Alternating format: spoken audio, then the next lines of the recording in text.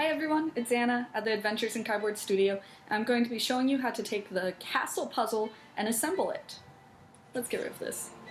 To start, drop your crowns, drop your caps, pick up your puzzle pieces.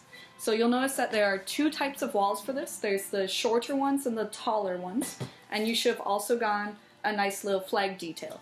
Keep the flag in mind. If you want to add more details to your castle, this is for your creation. You can make more of these. This is just a little template for you to be able to trace and create even more, or to put on your castle and just have one flag. So, to start, I'm just going to take my puzzle pieces and figure out what slides into which, just like that.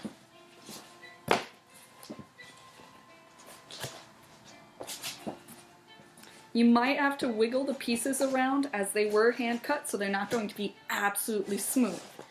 Alright, first part done. Second part. Do the same thing with your tower piece, just assemble it. I call it a tower, but this is the taller build. And the one thing I would note with this is that you actually don't have to put it in the center of the castle like I'm doing here. You can put it on one of the exteriors, the corners, wherever you feel like putting it. You can make it an opposite tower, but for me I like it in the center of the castle, just like that. So my little castle is complete. That was really easy. I just assembled everything together. And I'm going to take my flag and put it right there. And ta-da! There's a completed castle puzzle.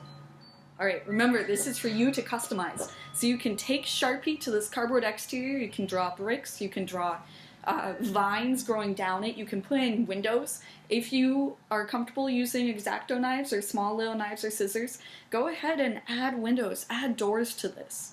You can make this whatever you want. This is just a template, a base frame.